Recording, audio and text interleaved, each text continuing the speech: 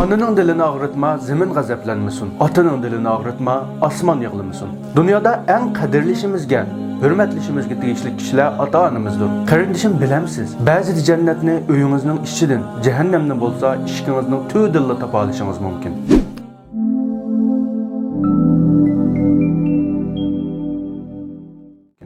Kun sira meňavatgan turmuş besimi, ruhi qalaymakançylyk ve muhaciret hayatımızın bizge elip gelgen her xil psixikalik besimleri sebebinden hayat ritmimiz qalaymakanlaşmakta. Güzel an'ana, turmuş adetlerimiz, yürüş-duruş muamellerdeki qaida usullarımız asta-asta suslaşmakta. Barcha güzel ahlaklar gündelik turmuş adetlerge yuğurlup ketken, sapalık bir milletning avlatlary bolmuş bizlerde insanlıkka zid keladigan bazı nachar qilmishlar ko'rilmoqda. Bularning biri bolsa bir insonga nisbatan dunyodagi eng suyumli kishilar hisoblanadigan ota-onasiga yaxshi muomala qilmaslik. Ular bilanki aloqani yiriklashtirib qo'yish, ularning hurmatini joyida qila olmaslik, nasihatlarga quloq solmaslikdir. Bugungi suhbatimizda bir musulmonning ota-onasi bilan qanday munosabatda bo'lish kerakligi haqida to'xtalamiz.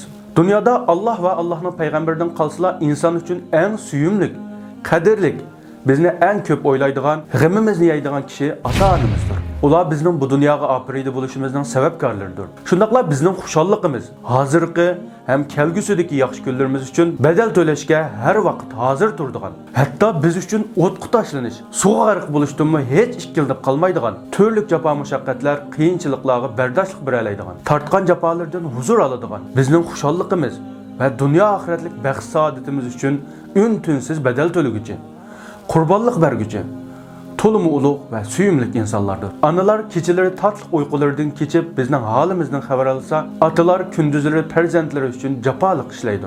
Bir farzand tug'ilgandan keyinla ota-onasining butkul orzusi shu bolaning xushalligi, baxt saodati bo'ladi. Shundaq bo'lgan ekan, barcha go'zal axloqlarni o'z ichiga olgan va uning amal qilishga qiziqtiradigan go'zal dinimiz islomda farzandlarning ota-onalariga yaxshi muomala qilishi alohida ta'kidlangan va buyurilgan amallar qatoridandir. Alloh taolo bu vaqtda mundaq deydi: "Va qada robbuka alla ta'budu illa iyyahu va bil validayni ihsana." Rabbinglar Alloh uning o'ziga ibodat qilishinglarni va ota-onalarga yaxshilik qilishinglarni tavsiya qildi. Yuqorqi oyatning buyrug'iga nazar soladigan bo'lsak, dinimiz ota-onaga yaxshilik qilishni buyruq shaklda keltirish bilan birga Allohga ibodat qilish bilan ikkisini o'xshash bir oyatda keltirish orqali ota-onaga yaxshilik qilishning ibodat bo'ladiganligini nihoyat ro'shan bayon qilib bergan. Va yana kaynidillah ota-onamiz bilan bo'lgan munosabat chembari ichidagi adab qoidalar haqida o'git berib mundaq deydi: "Imma yablughanna 'indaka al-kibara ahaduhuma aw kilahuma fala taqul lahumā uff wa la tanharhuma ve qul lahumā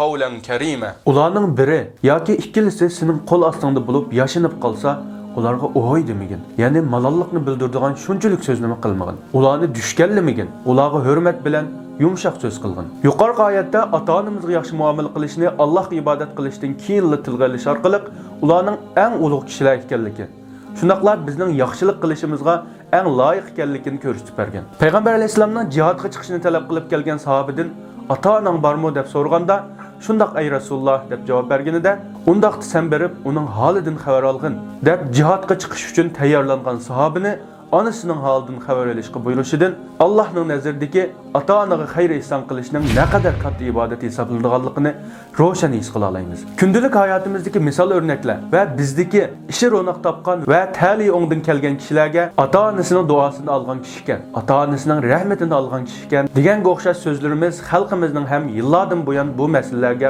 qanchalik diqqat bilan muomalada bo'lib kelganligini ko'rsatib beradi. Ota-onani qaqshitish payg'ambar alayhisalom degan jazosini bu dunyoda tortadigan gunoh. Shundaqla gunohi kabirlar qatoridan, ya'ni cho'ng gunohlar qatoridan bo'lib, ota-onasini qaqshatquchilardan Alloh bu dunyoda hisobini hassilab oladi. Ballari orqali oladi va yoki o'xshamagan yo'llar orqali u kishini cho'qim bu dunyoda xor qiladi. Undaqda bir musulmon ota-onasiga qanday muomala qilish kerak? Ota-onamizni hurmatlash, ularga yaxshilik qilish va itoat qilish. Xuddi Ibrohim alayhisalom o'g'li Ismoil alayhisalomga: "Ey o'g'lim, men seni bo'g'izlab tush ko'ribdiman" deganida, "Ya abati fa'al ma tu'mar. Satajiduni inshaallohu minas sabirin."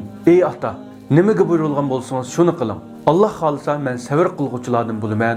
Bu nima degan go'zal itoat, nima degan go'zal yaxshilik ha?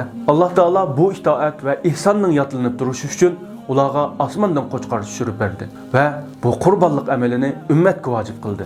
Mana bu ota-onaga itoat qilish va yaxshilik qilishning mukofotidir.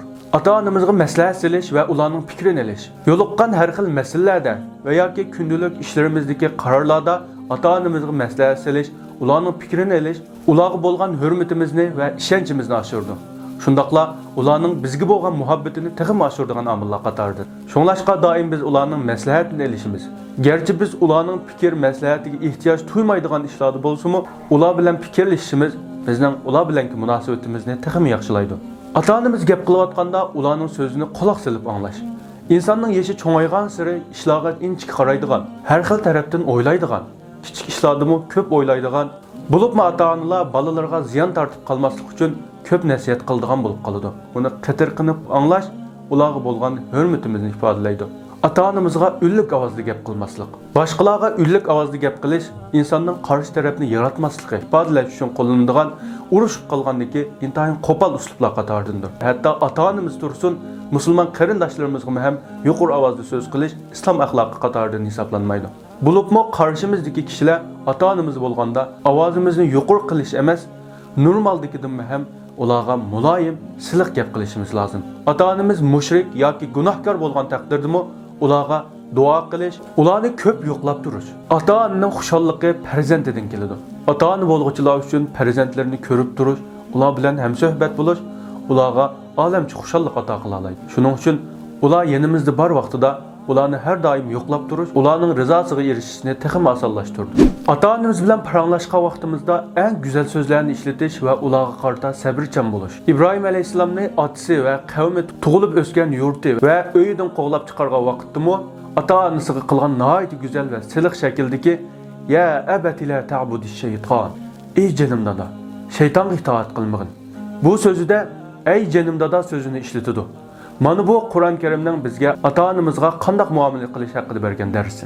Xo'sh, undaqda ata-ona qavm qarindosh va yurt makonlaridan ayrilib, ata-onasining mehri va qadriga zor holatda yashayotgan muhojiratlik farzandlar ata-onasiga qaysi shaklda yaxshilik qilish orqali ularning rizosi ostidagi jannatni qo'lga keltira oladi.